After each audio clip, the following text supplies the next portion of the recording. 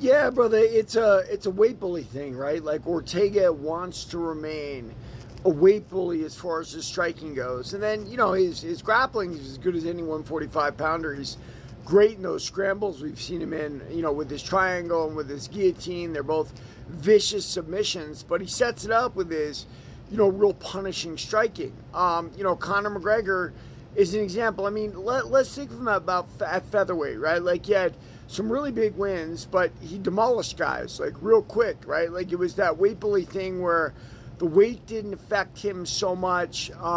He could cut his body down there, and then he was really powerful, just like T City. I mean, Poirier, he got out and around. Aldo, he got out in like 14 seconds. But, he had some grind fights too. I mean, Chad Mendes admittedly fought him on short notice, but, he had to survive an onslaught, a wrestling onslaught from Mendes to eventually get him out of there and win the interim title. So, the weight bully thing, it's David Benavidez in boxing, right? Like, some people can strip their body down really, really, really light and compete really, really, really well. But then, Conor doesn't do as good at lightweight, and he certainly doesn't do as good as at welterweight. And I think T City is worried about the same thing. Now you're talking about a completely different thing. You're talking about health and retirement, and I get that. And by the way, that should always be the primary concern.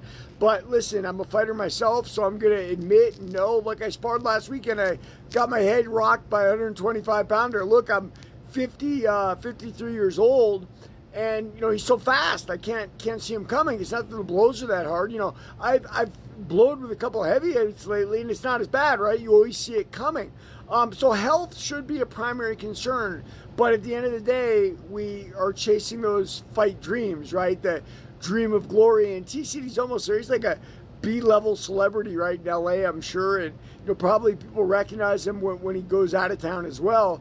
And he'd love to be champion, and I'm sure the UFC would love to make a guy like that champion. Just like Uriah Faber or any of the other guys that they've wanted to put in those positions for obviously charismatic reasons. But listen, it doesn't always work out, right? Like the body quits sometimes. Like Conor, I would say just blew through it in time, and I think he was really lucky to have Eddie Alvarez as a rival for his second title.